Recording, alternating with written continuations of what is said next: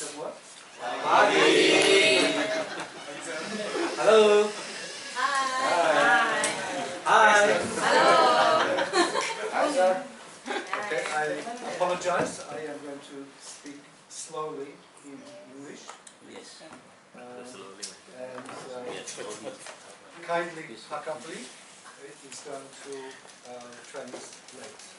Okay. I will start some slides and I will finish off, but my colleague Cameron will take you through some of the more technical aspects. So this is the assignment that we were given by GIZ to come and work with you to look at how appropriate fire management is for biodiversity conservation purposes and also reducing emissions from fires in Wasur. So mostly we think of savannas as being dominated by trees, typically eucalyptus, over a grass layer, and fire is essential for their maintenance. It is ecologically essential. As we go through, if you have questions that you want to ask, please ask now. If something is not clear, of course you can ask questions later, but very happy if somebody said, oh, I did not understand this. Okay, so in Northern Australia, since European colonization, we have started to have very big fire problems in the savannas. Before European colonization, Aboriginal people used to do a lot of burning, starting in the early dry season, say April, May, June, July, and then through the year, but doing a lot of burning. And then with fire suppression policy that came with European colonization, we started to get very big fires late in the dry season. I mean, very big, you know, 10,000 kilometers square, huge fires. So a big problem. Okay?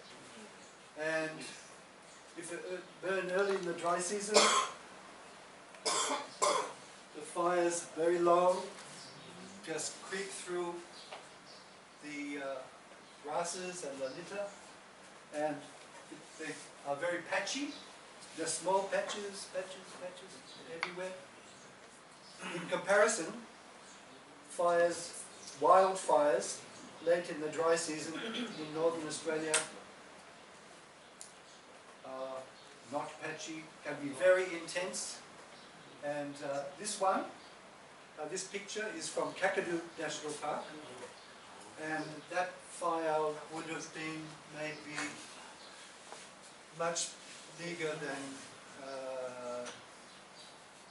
30 kilometers square. So official policy now in Northern Australia recommends landowners, land managers, national park managers implement prescribed burning in the early part of the year when cooler, more moist, or there's still more water in the landscape, like in the rivers. So if you light a fire, it will stop at a river. In the late dry season, it will keep on going. But the important point to make is that that whole policy change is because of accepting local wisdom. And in conservation areas like Kakadu National Park, they implement this type of management program to help maintain habitat conditions and not have big wildfires going across the landscape in the late dry season. One of the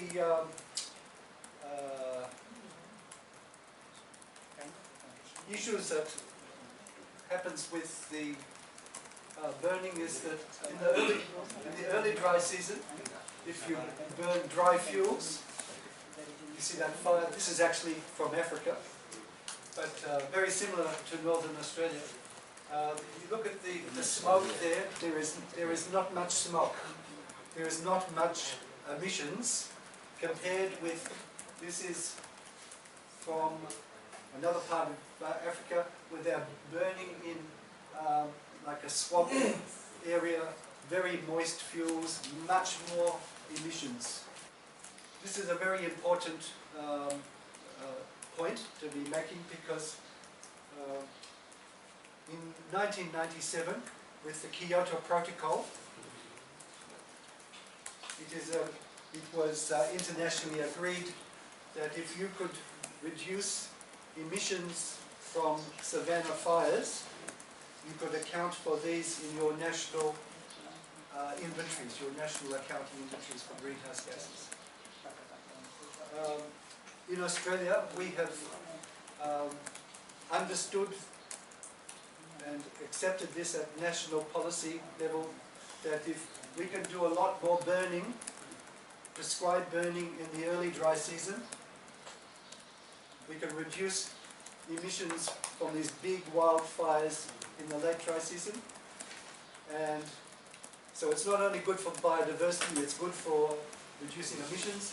And we have developed in Australia a commercial market that buys the credits, reducing the emissions from fire management across Northern Australia. Yeah. So land owners, land managers in Northern Australia can undertake projects to reduce their emissions by prescribed burning, and they get paid for it by the Australian government and also the commercial market, where companies need to reduce their emissions. Okay, so Falkline asked us as part of this assignment to come and look at whether this type of fire management could help reduce emissions and potentially sometime into the future be used for market. But at the same time, Falkline was also wanting to know about the biodiversity benefits, not just the emissions abatement. So our assignment was to look at potential for emissions abatement and also biodiversity benefit. I am going to finish there, and later we will talk about some of the findings. But before we leave this, are there any questions that people have right now about carbon markets or anything that you want to ask now? We will return to it, but if there's something you want clarified now. Not here to really comment on national policy. What we were asked to do was to make an assessment of whether the type of system that operates in Australia for accounting for emissions would work in Wasur. Now we will address that question about the assessment, and it would be then up to the provincial governments and national governments to work out if this was going to be applicable. But our job is to say, is this feasible or is it not? Technically.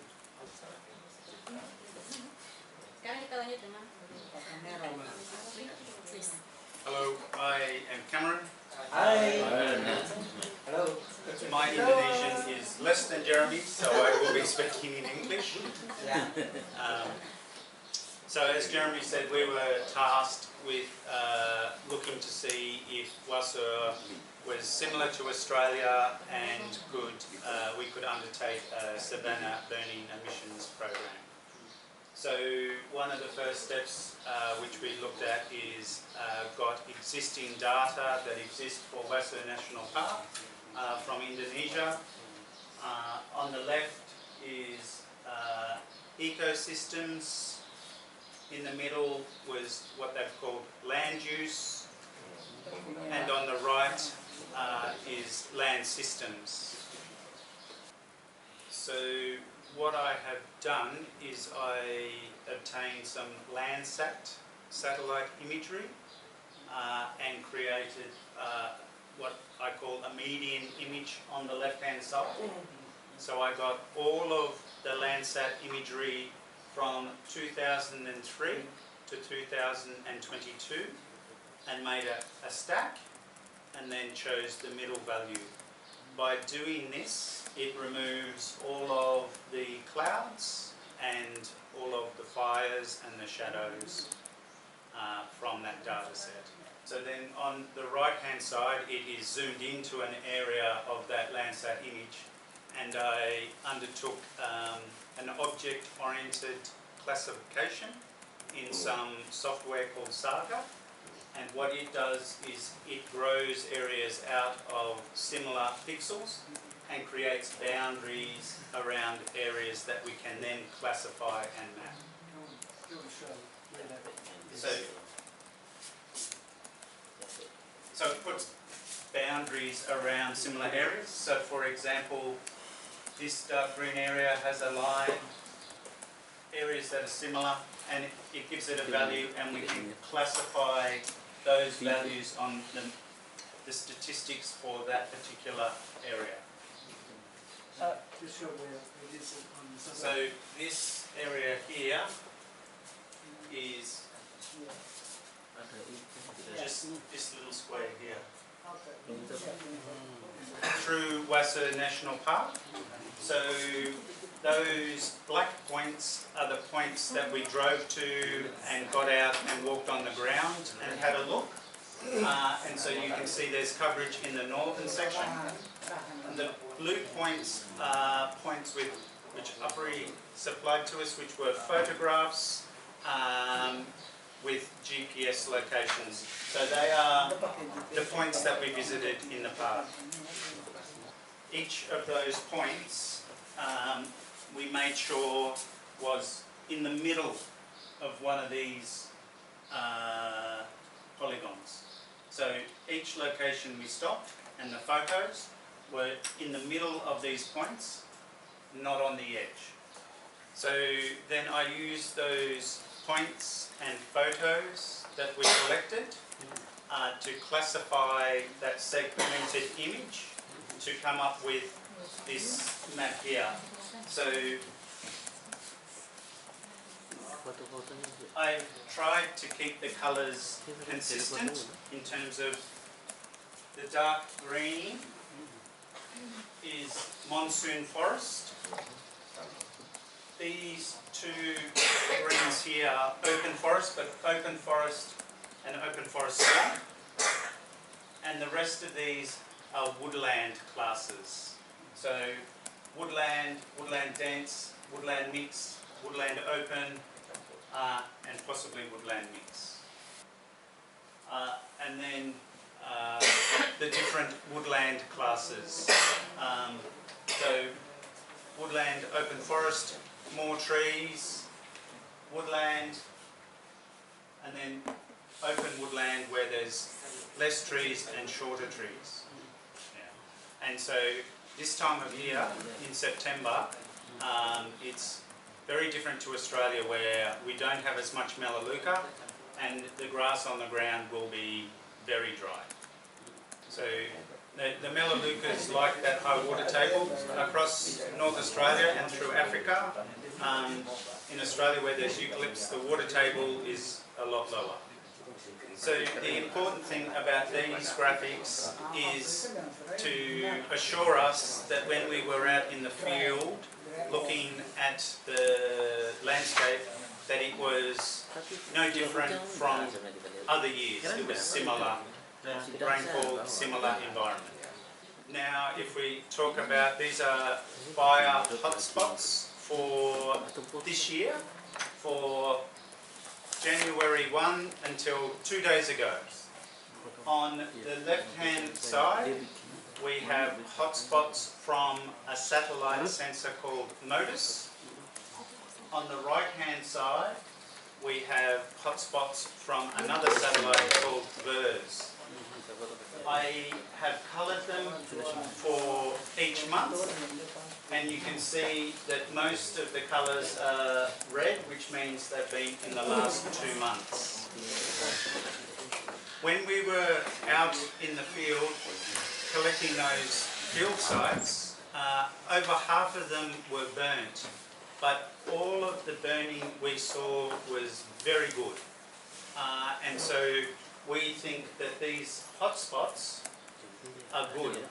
We think the burning is good, and we think these hotspots represent good burning in the park, not wildfires that is an issue. We think they are low intensity and they are good management, and so we think that is a good story that there's those hotspots there, not a bad story. So what we have here is on the left-hand side is a burnt area product derived from MODIS, and it is what we call a fire frequency. It is the times that the area has burnt over a period of 2021 to 2022. So you can see there's no red, but if there's red areas, they burned every year. The yellow areas burn every second year, and then fewer times. So this is an underrepresentation, but the other important point from this slide is that it's the woodlands that are burning. Thank you for all your questions. And importantly, you must understand this is a very preliminary assessment, and I think we can already show that if you go collect a lot more data, we just did this in 3 days, that you will be able to develop a very good detailed vegetation map for a start. Okay, so first of all, some, if you like, conclusions relating to burning and seasonal greenhouse gas emissions.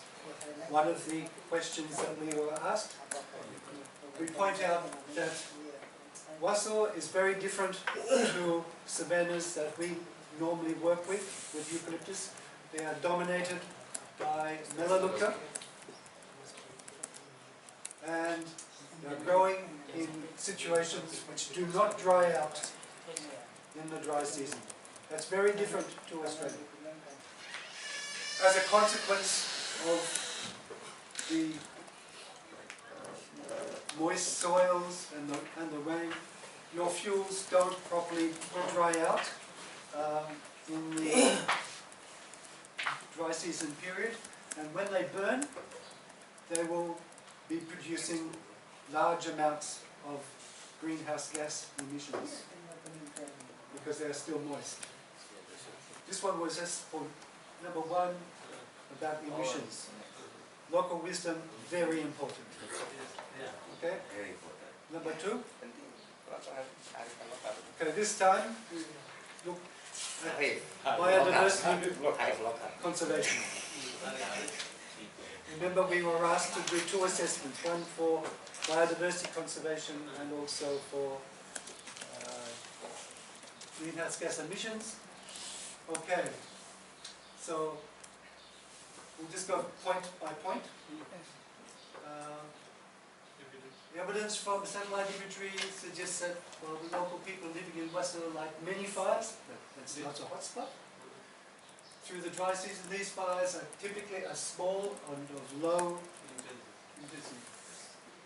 Lots of fires lit by local people, but remember, savannas need fire.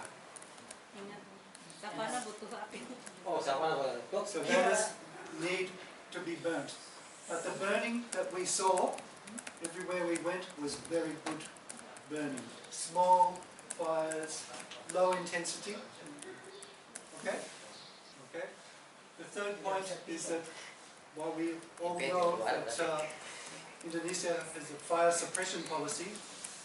For managing savannas, you need fire, and we, from our observations, think that the fire management that is being undertaken by local people, sometimes by accident or whatever, but for managing, is ecologically sustainable, actually ecologically essential. And most importantly, learning from local people's long history of knowledge and wisdom is very important to apply to fire management, and that is why local wisdom in Northern Australia, coming from Aboriginal people, changed national policy. We wake up finally to say the people, the way they've been burning for thousands of years is the best way.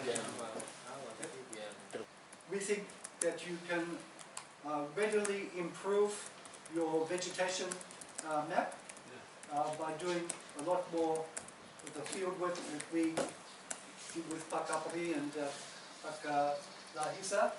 And if it was also done with local people, so you're not just describing vegetation, but also local people's habitats.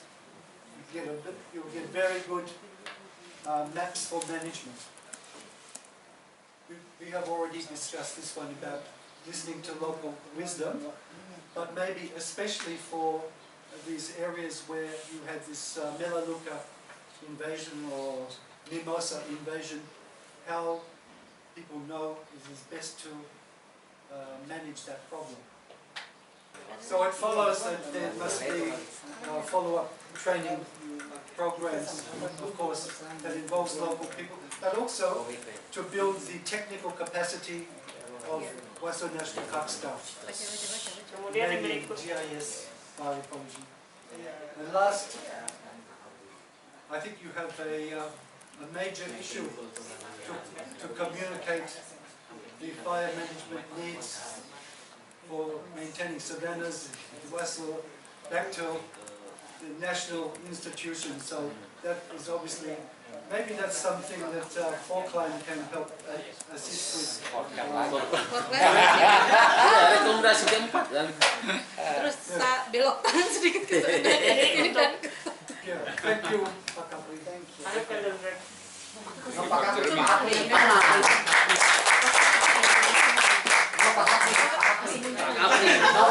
muncul Indonesianya, ini dia punya rekomendasi.